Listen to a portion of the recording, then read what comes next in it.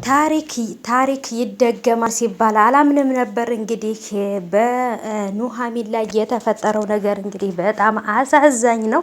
በተለይ እህቷም የእንጀራ እናቷም ቤት ውስጥ መተው አቶ ላይኩን ጋር እንግዲህ ሰላማቸውን እየነሷቸው ነበር። ያም ነገር ደግሞ ምንም እንዳልተፈጠረ አድርገው እንግዲህ አሁንም ደግሞ ሁሉን ነገር ችዬ እኖራለሁ ብላ በምታስብበት ሰዓትና ናሆማን ለራሷ ለማድረግ በምትጥርበት ሰዓት ላይ ያልታሰበ ነገር ተፈጥሯል። እሱ ምንድነው? ኤርሚያስም ደግሞ ይሄ እኔ የጠረጠርኩት ነገር ተፈጥሮ ነው ወይንስ ምንድነው በተደጋጋሚ እንደዚህ የሚያደርግሽ ብሏት ነበር። ኑህ እርጉዝ ናት። ይሄ ኑሐሚን ያረገዘችው ልጅ የኤርሚያስ ከሆነ ሙሉ ለሙሉ ህይወቷ ተበላሸስ ከማለት ነው። በእርግጥ ይወዳታል፣ ያፈቅራታል። ግን ደግሞ ቢሆንም የተገናኙበት ሁኔታና እሷን እንትን ያለበት ሁኔታ የዋሻት ነገር ከባድ ስለነበረ መቼም ይቅር አላደርግለትም ብላ ነበር። ይሄ ልጅ ተወልደዋለች ወይንስ አልተወልደውም? ምንድነው የተፈጠረው? ከባድ ነገር ተፈጥሯል።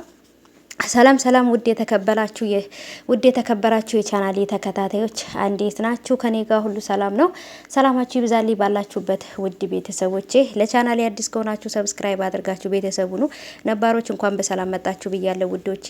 ተወዳጁ የኑሐሚን ድራማ እንግዲህ በተለመደው ሰዓት ተለቋል። በጣም አስደንጋጭ ነገር ተፈጠረ። ኤርሚያስም የኑሐሚንን እህት እኔና ኑሐሚን እንደምንተዋወቅና አምራንም ደግሞ ሚስቴ እንደነበረች የምታውቂውን ነገር ሁሉ እናገራለሁ ብለሽ ብትይ ዋልሽ ብሏታል። በነገራችን ላይ ግን አምራን የኤርሚያስ ሚስት እንደነበረች ወይንም ቅምጥ እንደሆነች እህቲቱ የምታውቅ አይመስለኝም።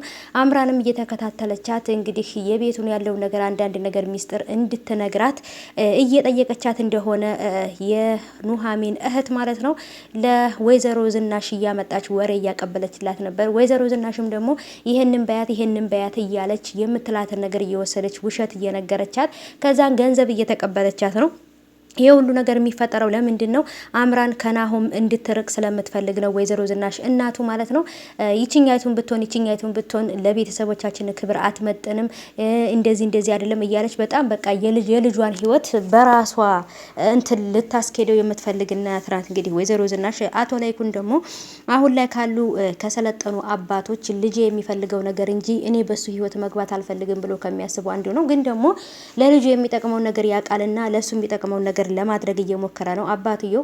እሷም ዛሬ እንግዲህ አይታችሁ ከሆነ አቶ ላይኩንና ወይዘሮ ዝናሽ በጣም እየተጨቃጨቁና እነዚህን ድሃ ሰዎች እዚህ ቤት አውጣልኝ ስትለው እኔ እኮ ሳገባሽ እኮ ቤስት የለሽም ነበር፣ ሙልጭ ያልሽ እኮ ድሃ ነበርሽ እኮ፣ እንዴት አንቺ የመጣሽበትን የተነሳሽበትን ትረሻለሽ? አንቺ እኮ የከሌ ዘር ነኝ የከሌ ልጅ ነኝ ማለት ብቻ እንጂ 5 ሳንቲም የለሽም ነበረ። ስለዚህ ያለ ሀብትና ያለ ክብር ያለ ምንም እንትንም ቢሆን ምንም ክብር አይጠቅምም እያላት ነበረ።